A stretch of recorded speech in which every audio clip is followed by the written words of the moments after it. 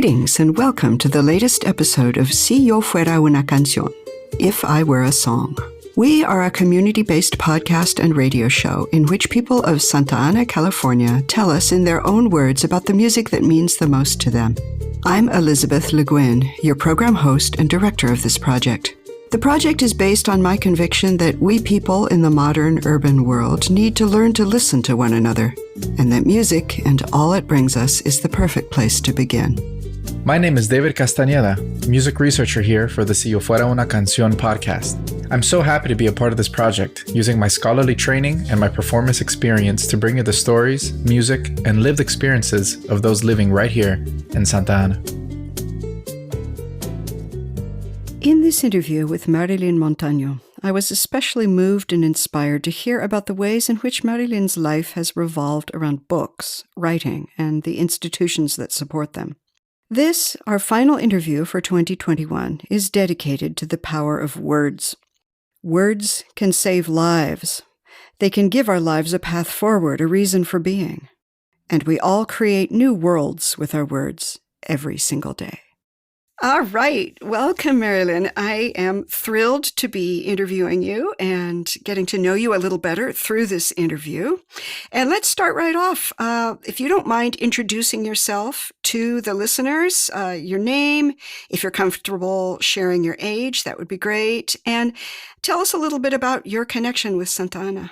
My name is Marilynn Montaño. I am 27 years old, born and raised in Santa Ana.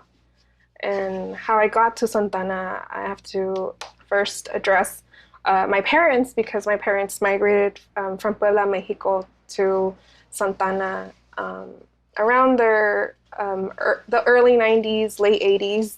I don't have the exact time. That's how I'm here in Santa Ana. That was, as I understand it, that was a period of a lot of migration from Mexico into Santa Ana. I mean, a number of interviewees that I've had that are approximately your age, that's when their parents came. Yeah, and I still have yet to know more about their personal story before I was born, because I'm interested in that. So. But whenever someone asks me, it's always, I'll say, yeah, Santa Ana. But it's always kind of, I like to, acknowledge them, because without them, I wouldn't be here. So. Indeed. Mm-hmm. True for all of us, with all of our parents, wherever they came from. So tell us a little bit, Marilynn, about what's your work right now? You're still living in Santa Ana, where you grew up, and what is your contribution to our community? My work to the community, it started when I was around my high school years. So I graduated from Godinez Fundamental High School in 2012, and I've always been a library kid. I grew up going to the New Hope Public Library, especially in the summers, because that's where my mom could take us, and it was air conditioned. I'm mentioning the library because it's how I got to know the community. In high school, like freshman year, it's always like, who are you going to be? Where do you go? Right. What club, what classes, what career, right? That question, even to this day, I'm like, what career, what life path am I going to choose? Still asking myself that question at 27. Of course. I'm still asking myself, and I'm going to be 65 this year. Yeah. So, yeah. Yeah, and that it's okay to re-ask that, right? I think. I sure hope so. Yeah. My parents actually had hopes for me to become a teacher or a lawyer or some doctor, because to them that means financial stability. Sure. But to me that's not. It's not really what I wanted. And so in ninth grade, towards the end of ninth grade, actually, I remember in English class, our teacher was passing around a sign-up sheet for a journalism class. So I was like, okay, we'll do it. So entering sophomore year, I came into journalism class. And I want to say that taking journalism all throughout high school. I think it's one of the ways that kind of gave me like hope to go to high school because I wasn't really interested in what my high school offered. It didn't really had a lot of programming. Like they didn't have ethnic studies back then. I mean, now and there's more of a push for ethnic studies, right? Yeah. Back then there wasn't. Yeah. And I didn't really feel like my concentration wasn't that great. I wasn't your like A+ student. I was like a CD a student, but there were the words inside of me. I just didn't know how to express them I know I wanted to say something because there was a lot going on in my surroundings. And I was just like, and being so angry at the same time, how do I express all this? So journalism was like one of the outlets for me at that time to express it, to learn how to express it. Yeah, I mean, I get it that the programming at your high school was not all that adequate for kids like yourself. But it's so great that there was that one thing, right? Yeah. So then I had that going on in high school, you know, but then after school during those years, because I was already a library kid, the libraries for me are like another safe place. It's like another second home. Yeah. So then I joined the Teen Space Club that the Santa Ana Public Library had offered, and they had it at New Hope. As well in that branch. And so I was able to meet other folks my age at that time. I was really shy back then. If you ask anyone that knew me in those times, I was really shy. I was a person that didn't like to go outside, even to go to the grocery store. I was just used to being inside, and that's where I wanted to be. Yeah, that was a lot for me. You know, before we go on, I just want to do a brief shout out to the Santa Ana Library. We actually have a team member for the production of this podcast, Laura Diaz, who also came up through Teen Space. I think she was going to the downtown branch. Oh, nice. Yeah. I mean, yeah, as I've gotten to know what the Santa Ana Library is doing for this community, it's just really rich and really important. And I'm just so glad that you brought it up. Yeah, well, I have to because it's part of my roots, right? Yeah. And I since we're on that note, I do want to also give a shout out to the local librarians that helped nurture me, and I'm still friends with them at this to this point. Zoma Cepeda, I met her actually at the Santa Ana Public Library, the main branch. And she means a lot. She's no longer at Santa Ana Public Library. She's at another Orange County Public Library branch, but she was the one to help she gave me a Gloria and Sandua book. Oh, wow. And I still have that. That's one of my prized possessions. It's signed. She's like, look, I got you this book and it's signed. And she, as a librarian should, she put a plastic on it, and I have that. So if there was a fire or anything, I would grab that. Oh my goodness. Yeah.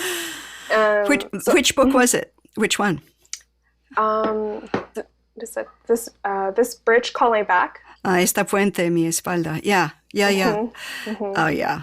Wow, what a bold and appropriate thing to do for a teenager, right? Yeah, and she took me to, I went to a Mujeres de Maíz event after 2012, and I was producing poetry and all that, and she actually came to that event, and we keep reconnecting every now and then, but she's always been around in my life. And I really, librarians, they do a lot for students. And they sure do. They sure do. Yeah.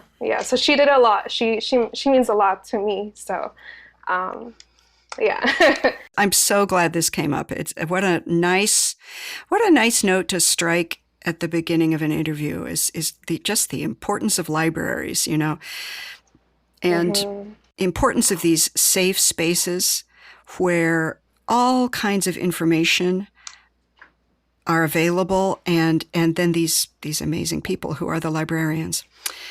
It doesn't get talked about enough, doesn't get praised enough, so I'm just really glad you brought that up. Yeah.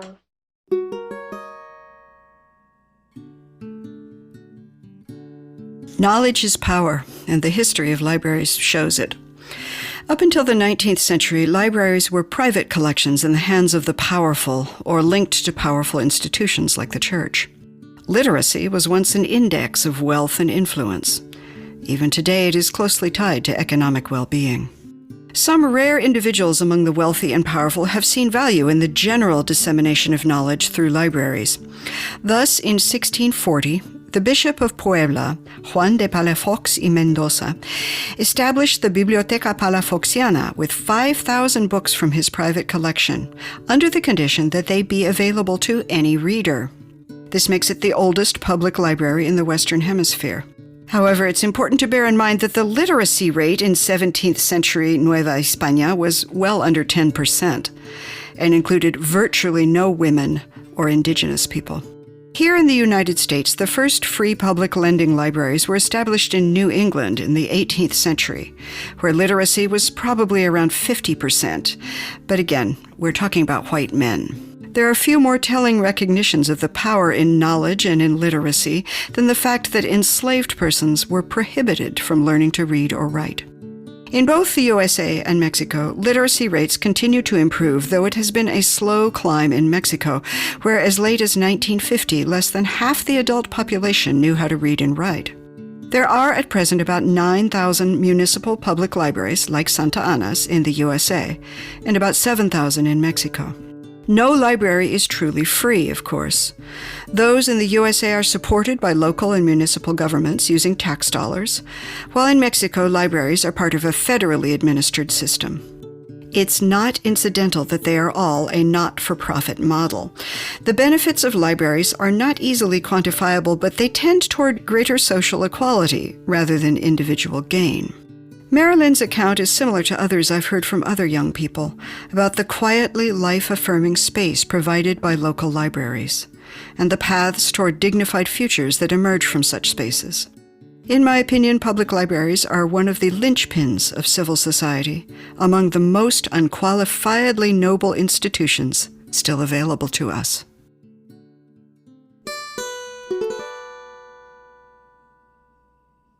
So let's fast forward just a tiny bit and tell us how this has brought you to what you're doing today, to make your living, but also, unpaid work also counts, of course. Right. Yes. So, I started to meet other folks in the community through the Santa Ana Public Library, and that's where I found out about Barrio Writers, which is a creative writing program that happens every summer. And it's been going on, I want to say, longer than 13 years. Yeah, if this is your first time listening or finding out about Barrio Writers, search it up. It's still going on. I knew about Barrio Writers because of the Santa Ana Public Library, and that's where I got to meet other folks in the community.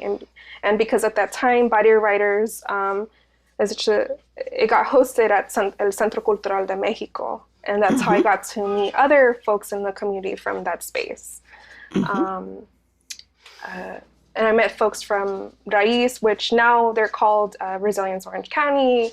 I met folks from the Latina Breath of Fire, Elvia's Susana Revuelcalva, who still does theater and poetry, and Sarah Guerrero and all the folks. Fast forward to around senior year, I started doing journalism internships.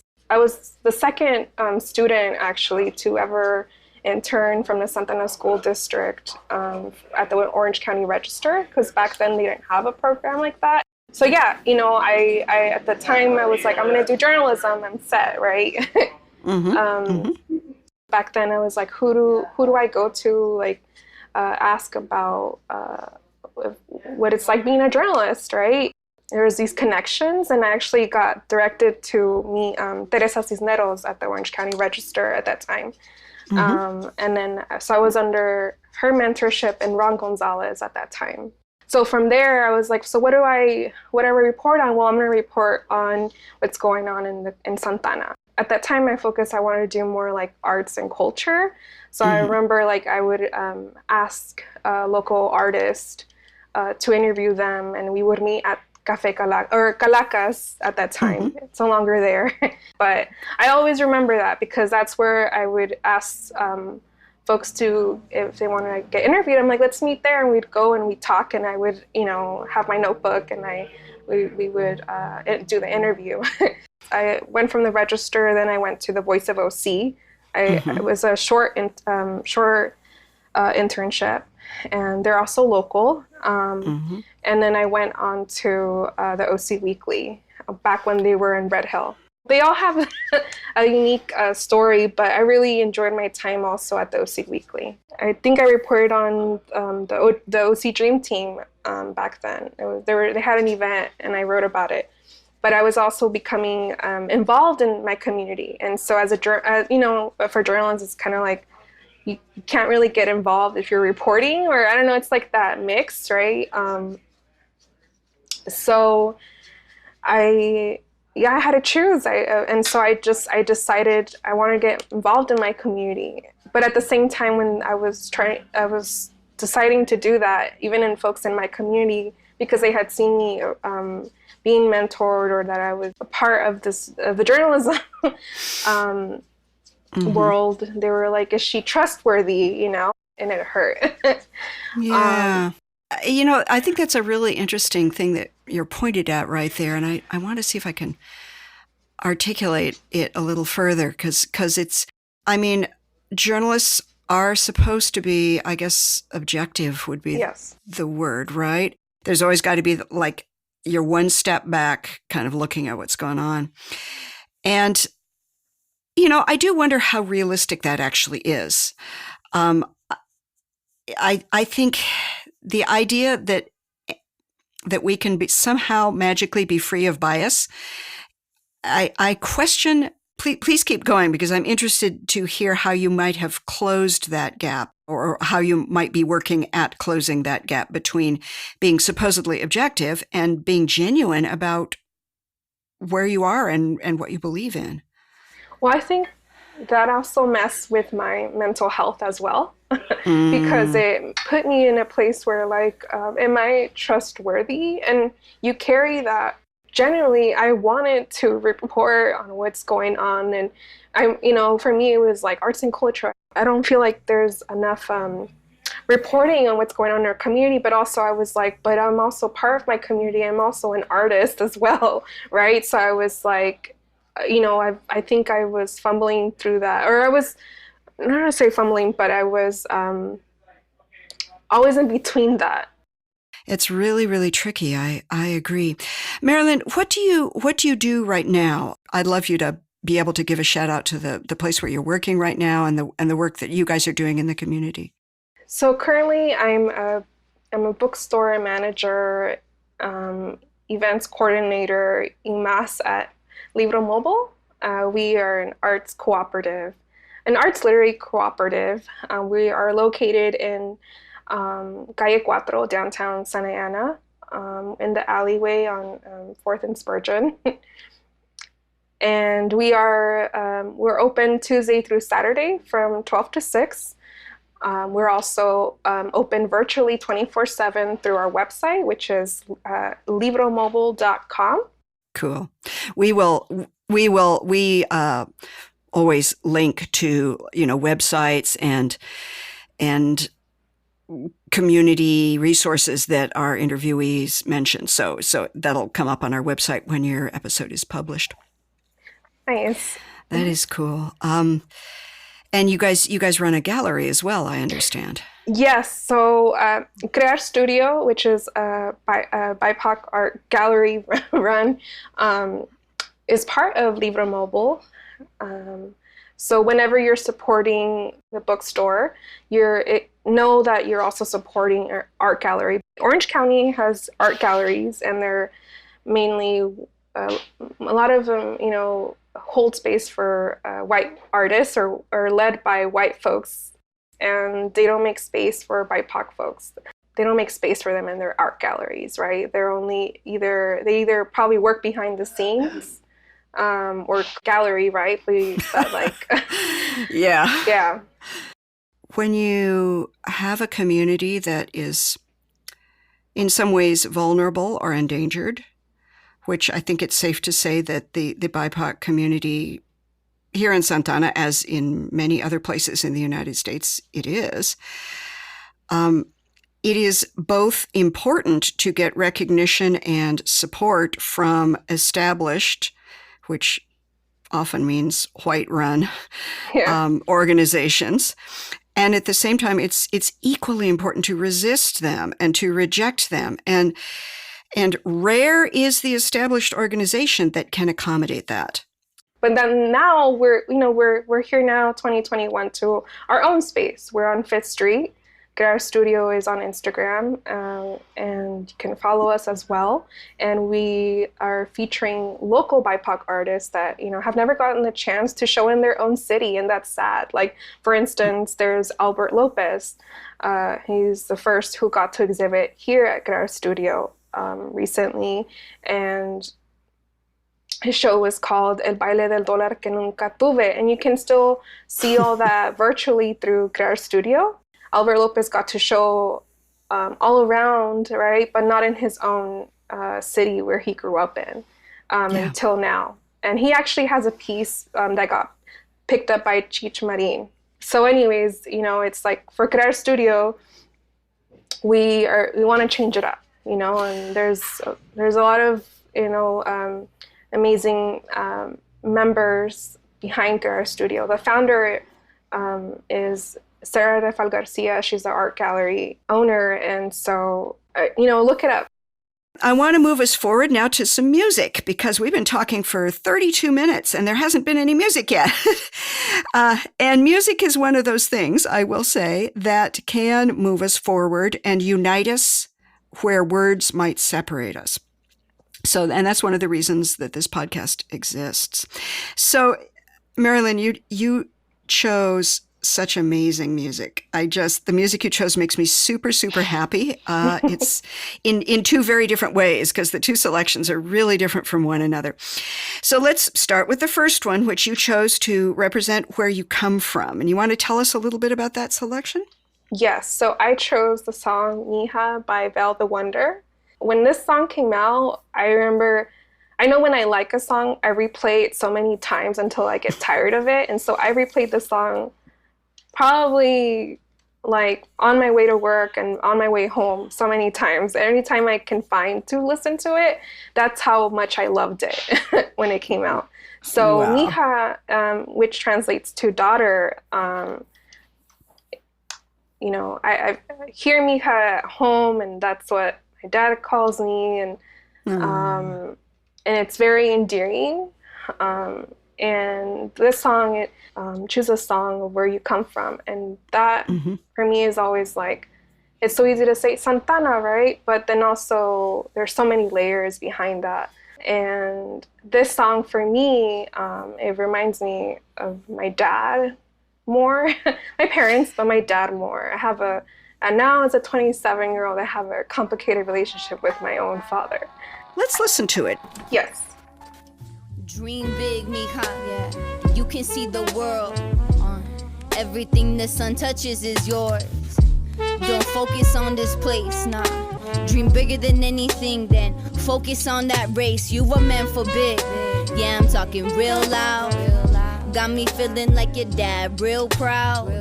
Listen, anything boys can do, you can do better. And no man will love you more than me ever. Your mom too, rooting for you always. Focusing on your future always. I think that's about the most laid-back hip-hop I've ever heard. Right? Just, it's like slows down my breathing, It's so laid back. And the message is like pretty strong. You could imagine like these words coming out in a really different way that would be like a lot more kind of forceful. So what do you think, Marilynn, about the fact that it is so musically, like the beat is so laid back? What do you think about that in combination with these, pretty strong message of support in the lyrics. Well, this song is it's like a reminder. Okay, I'm taking it back to kindergarten because I remember I was choosing my what to wear to my first day at kindergarten, and that to me like stands out. But I remember like you know, my parents were in the bedroom and I was trying to choose what to wear, and I wore something very mixed match. And they were like, oh yeah, like they were in support. They were like, if you like it, yeah. I'm still showered with a lot of support from my parents. Yeah. And so that to me, you know, my dad is always like, you know, saying mija and saying, you know, to ponte las pilas, which means put on your battery. You know, Yeah. So yeah, that song it's very, it's relaxing and it's Yes. a reminder. And I think when we're relaxed, we're better able to remember things, right? Like when I get stressed out and going too fast and stuff, I can't remember with shit. It's like I forget ordinary things. But yeah, it kind of like creates this ambience that you can just kind of relax into. And then like you just shared a memory going all the way back to kindergarten. What were you, like 5, right? Yeah. You know? And yet, you know, there's this strong message. She says, you go and learn from all of my mistakes. And that's true. I mean, we do learn from our parents' mistakes. And sometimes, as you say, our relationships get more complicated with time. But that's part of that learning process, or at least that's the way I see it. Yeah, and then I learned from my own mistakes as well. That's right. Yeah, and then also, I think when Velda Wonder said, your first daughter, because I'm the first daughter, I'm the only daughter. You know, I have younger brothers, so I'm the only, growing up and being the only daughter, it's, you know, it has its pros and cons, especially when you're the first one. I am a first child as well. So I think that's a whole very, very interesting topic. And of course, you know, your parents didn't have any practice before you. Yeah, no. So they were on a real steep learning curve with you. It's pretty much inevitable, I think. Yeah. And yeah, it's a very particular kind of weight that one carries as a first child. Well, what a lovely song, and the way it evokes the past, I think, through just like creating this open space from the really slow beat and the kind of very down tempo trumpet line and stuff. It's I did not know about this artist. She's interesting. You know, she has no presence on, for instance, Wikipedia, which is like the Bible of finding out about artists you didn't know about. But she's sufficiently, I would say, underground, or, you know, she's operating more through social media. I have not met her personally. I mean, if I ever did, that'd be super cool. But her music, her albums, the music video to Mija, she did a collaboration with the fashion brand. But I think they go by Bonita. Mm-hmm. But the music video for Mija is like the production and everything, how it was executed. It's like, I like to rewatch that music video as well sometimes. It is a really beautiful music video. It's extraordinarily beautiful and very, very clever how it's put together. And the whole kind of retro feel, you know, like the cool jazz feel of the song is kind of picked up in the visuals in all these clever ways. It's really pretty. Yeah, and so props to, you know, Velda Wonder and all the team that I'm pretty sure, you know, there's indie musicians who they don't get a lot of credit for what they do, not just their music, but everything that goes behind it. Right. You know, I don't know the cost and everything that went to it, but it's the presentation, it speaks for itself. It's you know? really Mm-hmm. thoughtful and really, really beautiful. I agree.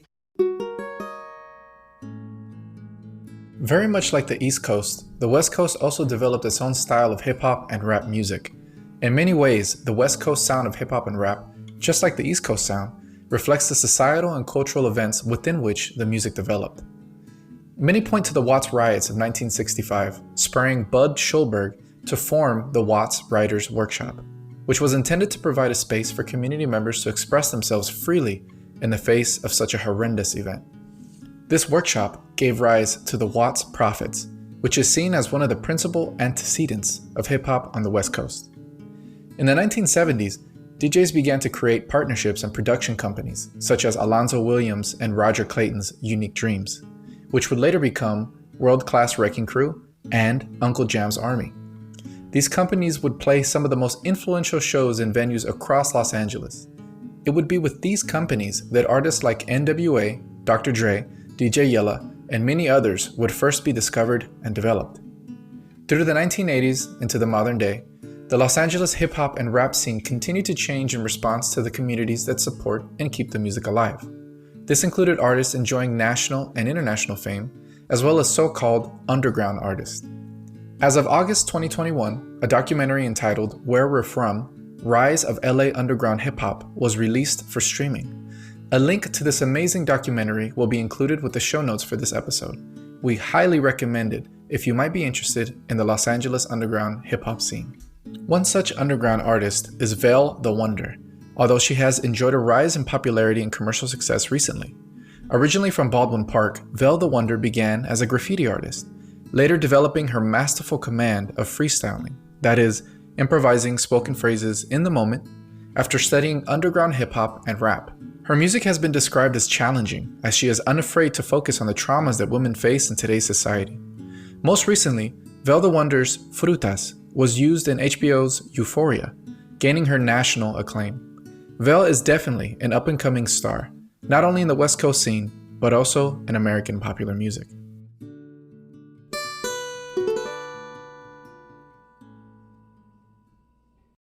I want to pivot directly to your next song. While Vel the Wonder song is still kind of, in our ears a little bit, I want to go directly to your next song because the contrast is so intense. And then I want to talk about that contrast in your life. So let's listen to Downtown Boys, I'm Enough, I Want More.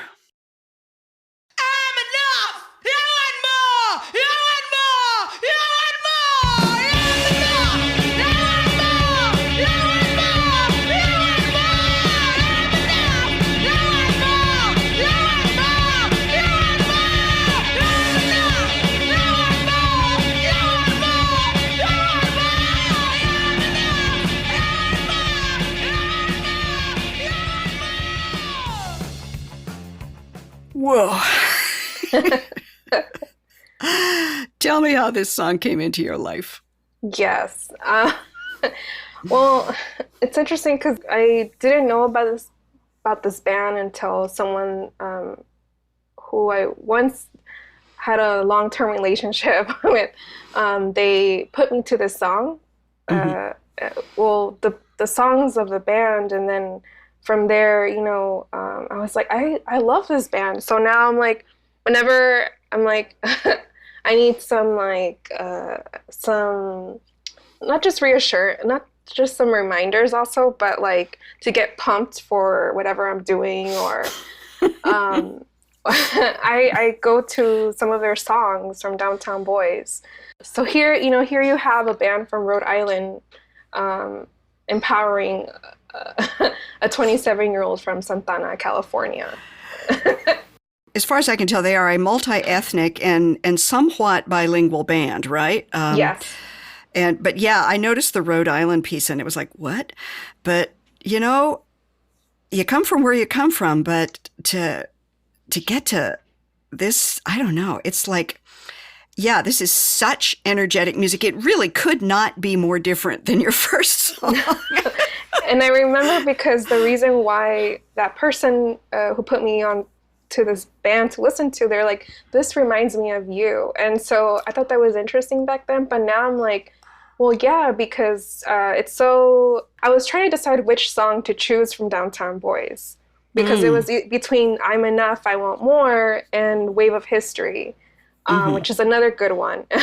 But with I'm Enough, I Want More, I think it speaks to I gone through some burnout myself and anger, but I'm still trying to like survive. And how do I put my anger into more of a productive mode or not? Like this world is so consumed with being productive all the time, but also like how do you process your own feelings? I know it makes people uncomfortable to see someone so angry, and being told to hush or not this way, or, to repress my anger, but I've been so angry and I'm still angry, So this song just speaks to it.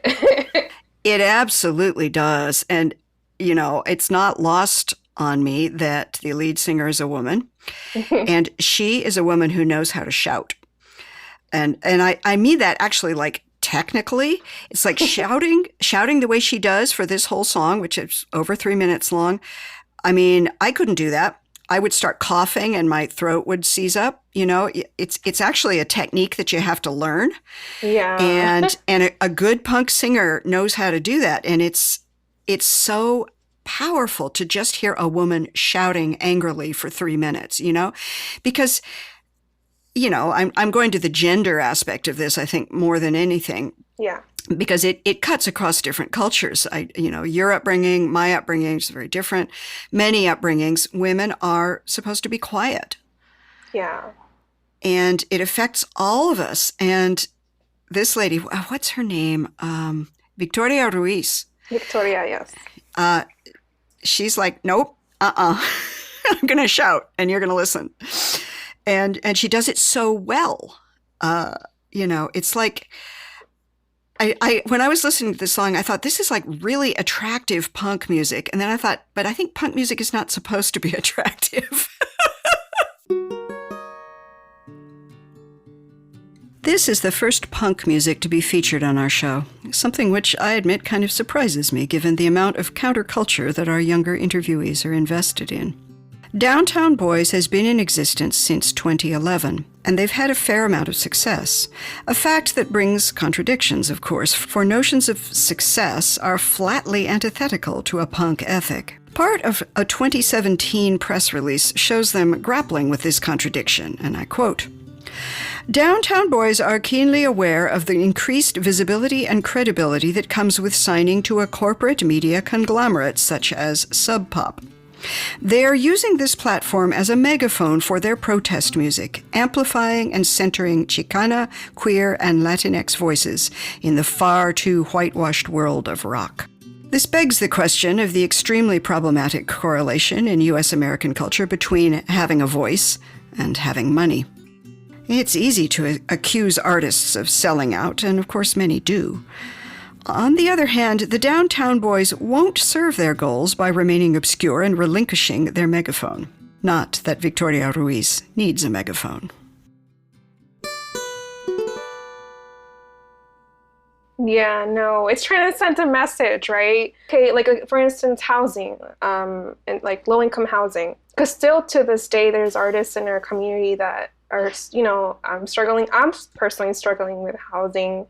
My family is. I know so many others are, and you still see them out protesting or, trying to bring about awareness on the housing insecurity in their own form. I personally may not be out rallying as much as I used to because that came with my own burnout.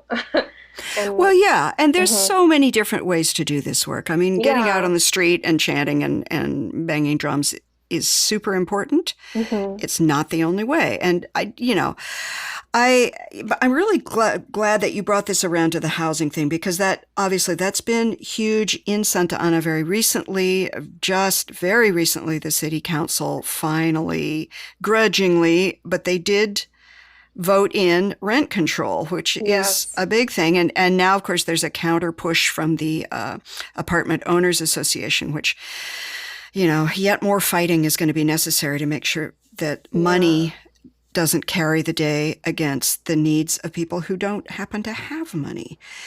And so it's a very present issue in our community. And Santa Ana is far from unique in this way, but it's particularly visible here, I think, because the divide between the haves and the have-nots it's extremely visible in this community, and it, you can't like really pretend that it's not there. And pulling Victoria Ruiz, you can do that out on the street by literally shouting on the street, and that's important.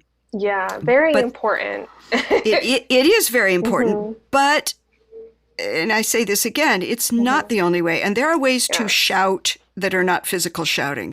And, I think running a community bookstore, running a community podcast, these are also contributions. And the main thing is that we all kind of pull together and acknowledge one another's contributions to making this city and this world more livable for everyone.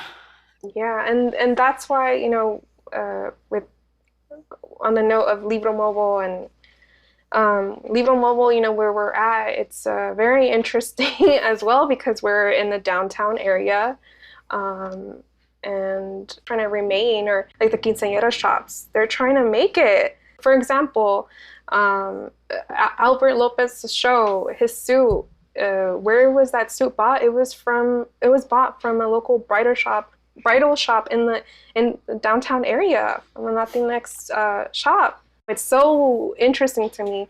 I go to work at the bookstore, and I'm pulling out the signs to get ready for the day so people can see our signage because we're in the alleyway. But as I'm passing by,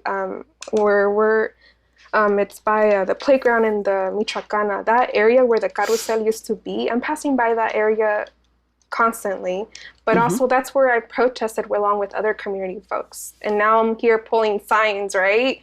And I'm taking it as like, by me being at the bookstore and the bookstore being in existence, we're saying we're fighting against gentrification. Many people might think that's not a form of how you fight, but for us, it's like, well, we're the only bookstore in Santa Ana. You Google bookstore in Santa Ana, you will find us. We're trying to remain and saying F you to gentrification. We're here. And if you walk in, also all the books that we have on our shelves, it's not like your typical Barnes and Noble, like what you see. It's like we curate to have a certain selection of books. We prioritize having Black, Indigenous, and POC authors. Everything from poetry, children's book, memoir, nonfiction, special collection. We're always trying to grow because folks are, they come to our store and then they go home with like Isabel Allende or, Gabriel Garcia Marquez, local authors. We have a whole shelf dedicated to local authors. So it's so awesome. And I'm just going to weave it back to some of the words of the song. She ends, she's screaming, but she's saying, yes, that's mine. Yes, that's ours. Yes, that's ours. Yes, yes, yes, yes, yes. And it's like a very positive, forceful, positive message she's got there. And that's what I hear in your voice as you're talking about your bookstore is that, yes, that's mine. Yes, that's ours. It belongs to us. We can make this happen. And by having that bookstore there, that's what you're doing. Yeah. So that, I'm throughout the week, I'm helping I've been training other book advisors, and stacking books or doing book inventory or helping run events, and I hope that it continues on because this is the bookstore. I have to give, before we end this interview, the bookstore, it was founded by Sara de Fal Garcia. She's a local artist. She's author of Las Niñas, Santa Ana's Fairy Tales, and I can link those for you because she also touches on the subject of gentrification and housing through her stories. But if it wasn't for folks like Sarah and other folks I've met along the way, like David Lopez from the library, another librarian I'm mentioning, folks like them that remind me, like, okay, be angry, but also, like, put it out, like, in paper, like, publish a book. I've been trying to finish my full collection of poetry for the longest time. And Sure. Well, that is really a great note to end on. Yeah, like, get it out there. Let your light shine. Let your words shine. And I really hope for you, Marilynn, that book of poetry comes out. I'll be in line to buy it when it does. That's really exciting. And and this song, man. It gets you pumped up, right? It gets you pumped up in the most, like, positive, adrenalized kind of a way. And it's like, yes, let's go. Yeah, I know. I went from relaxing to, like, let's get it going. We got things to do. I think yes, and we do. We all have so much to do, and it's good to have a few really great anthems to remind us kind of how to keep moving. Thank you for. I want to say thank you for having me on, and everyone behind this project. We're reconnecting, right? Because I know we have seen each other at community events in the past, but now we're reconnecting. So I know, it's nice. And it was nice to see your face briefly on Zoom before I shut down the video, because it was like, oh yeah, I remember that face. So it is really nice to reconnect. And I wish many more reconnections for you going forward. It sounds like there's room for some of that. And I think as we all learn together how to build community, that reconnection is a part of that. And thank you to Zoe for putting me on the list, and how we also got to be here now. Yeah, Zoe is that gal is going to change the world. Yes. No doubt about it. She is a mover and shaker. So yeah. Okay. Thank you, Marilynn, so much. Beautiful interview. And I'm going to shut down the recording on my end now. Would you like to know more?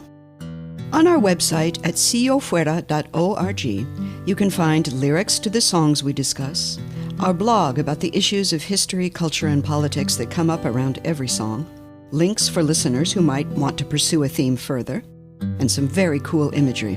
You'll also find playlists of all the songs from all the interviews to date, and our special staff-curated playlist as well. We invite your comments or questions. Contact us at our website or participate in the Si Yo Fuera conversation on social media. We're out there on Facebook, Instagram, Twitter, and TikTok. And then there's just plain old word of mouth. If you like our show, do please tell your friends and your families to give it a listen. And do please subscribe on any of the major podcast platforms. We'll bring you a new interview every 2 weeks on Friday mornings. Julia Alanis, Cynthia Marcel de la Torre, and Wesley McClintock are our sound engineers. Zoe Broussard and Laura Diaz hold down the marketing. David Castañeda is music researcher. Deaneira Garcia and Alex Dolvin make production possible. We are a not-for-profit venture currently and gratefully funded by the John Paul Simon Guggenheim Foundation. For now, and until the next interview, keep listening to one another.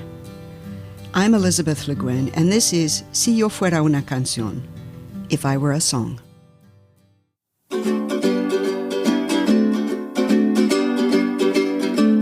Si yo fuera una canción, sonarían por las calles, las montañas y los valles, mi orgullo y mi pasión. ¿Quién soy yo de corazón? Soy una ola, soy una onda, una vibración que ronda por el universo vivo. Y sonando soy testigo a nuestra unidad más honda.